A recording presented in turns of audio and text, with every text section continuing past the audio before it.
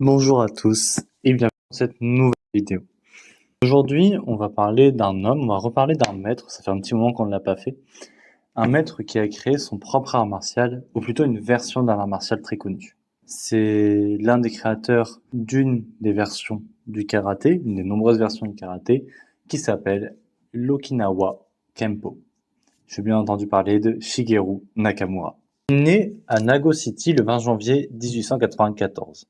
Son père, son oncle et un ami de la famille, nommé Choki Motobu, lui font étudier le karaté très tôt. Son père meurt quand il avait 10 ans, mais il était convaincu qu'une bonne éducation était importante. Il fut donc envoyé à la prestigieuse école de Ichu à Shuri quand il eut 15 ans. C'est là qu'il a étudié et a continué à apprendre les arts martiaux pendant 5 ans. Kanryo Higashiona et Shomo Hanashiro étaient instructeurs dans cette école. Et cette école a également vu passer des grands noms comme Yasutsune Itosu.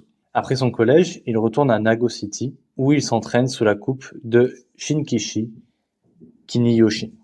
En 1953, il crée son propre dojo à Nago City et nomme son école le Okinawa Kempo. L'une des histoires les plus connues est que c'est Choki Motobu qui, pour la première fois, a présenté le kata Nai-Hanchi à Shigeru Nakamura. Par la suite, il suit des études pour devenir professeur et puis le devenir.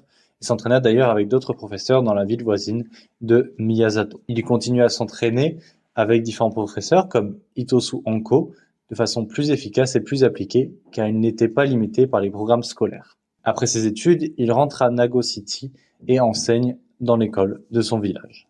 Il rejoint par la suite Tokyo et obtient un diplôme de l'université agricole et par la suite il enseignera à la préfecture de Nagano.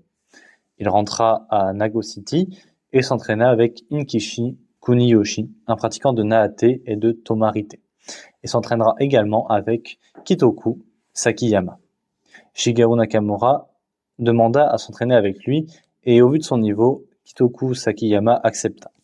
Il alla par la suite s'entraîner avec Inkishi Kuniyoshi pendant plus de 10 ans et deviendra par la suite son étudiant préféré. En rassemblant les styles du karaté et du kempo chinois, il s'est retrouvé à suivre les traces des créateurs du karaté, qui à ce moment s'appelait le T. Il sera par la suite connu sous le surnom de Chikibushi. Il fut promu au deuxième dan par la fédération de karaté japonaise et mourra malheureusement à 78 ans en 1969. Son art est très peu connu. Pour autant, ça reste un type de karaté très intéressant, très important, qui est intéressant à regarder, à voir, à s'entraîner dedans. Donc, si vous voulez tester, je vous inviterai, bien entendu, à le faire. Et sur ce, c'est la fin de cette vidéo sur Shigeru Nakamura. Et donc, moi, je vous dis à la prochaine. En attendant, portez-vous bien, abonnez-vous, likez, commentez, partagez, faites ce que vous voulez.